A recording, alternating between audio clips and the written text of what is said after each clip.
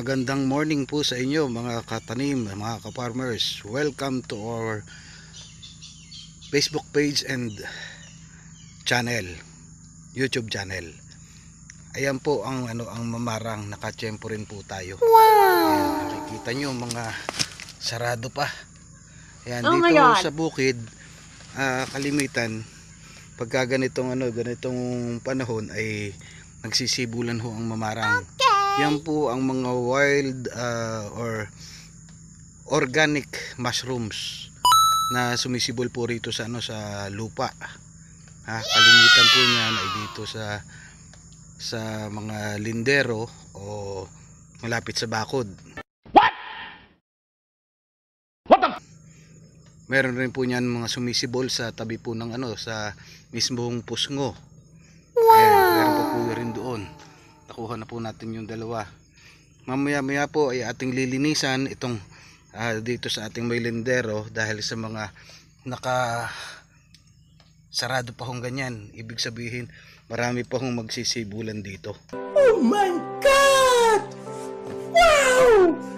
Marami na hong mga ka-farmers natin dito sa ating lugar na sa kanila rin hong mga bukid ay nakakuha na rin ang kanilang mga parte o kanilang mushroom.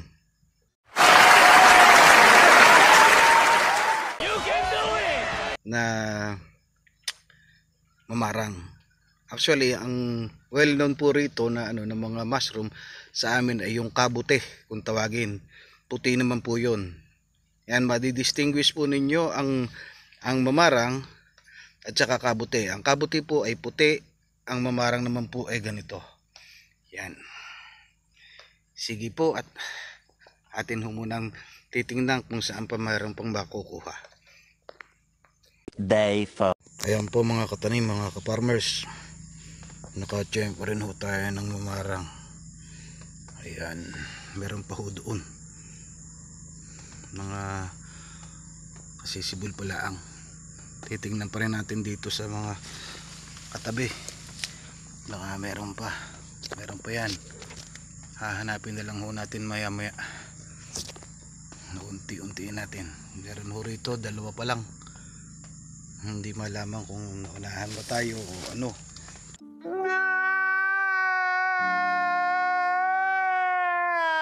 Kung yan yan lang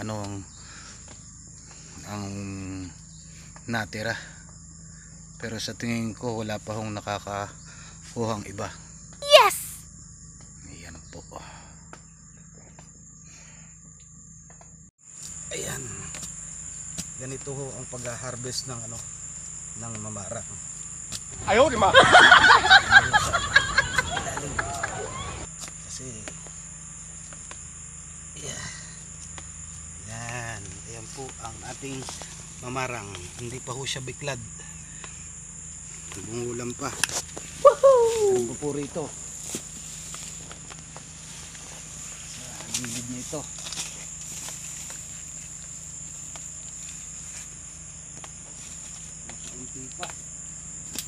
Na hindi ho matapakan. Kahit ho yung ganito kinukuha ho yan.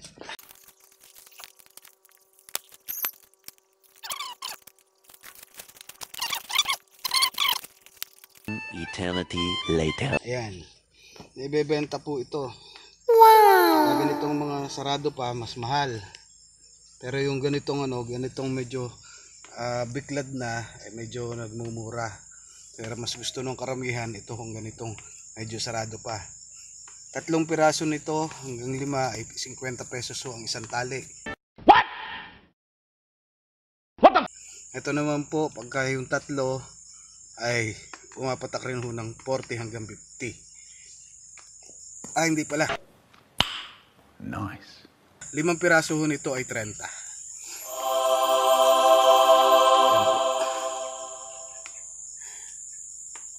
Kakaunti pa ho ang ating nakuha ngayon. Pero di bale. Nagsisimula pa lang ho namang magsibulan ito. Siguradong ito ay marami pa hong magsisibulan sa susunod na araw. Many months later. Ayan po. Magluluto ho tayo ngayon ng mamarang. Una po, magigisa ko muna ng bawang. Saka po isusunod ang sibuyas. Ayun po, kasunod po ang luya. Luyang mura ang ginamit po namin para pati po luya ay pwedeng kainin. Ayan, ngayon po isusunod naman po ang sitaw.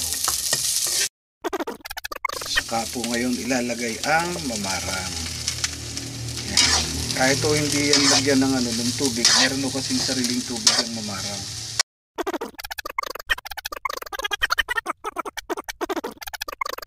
Ayan, lalagyan po natin ng konting tubig para meron hong karagdagang sabaw. Para mas mabilis hong maluto ang mamarang. Antayin na lang ho natin kumulo hanggang sa maluto. Dagdag ng konti pang asin.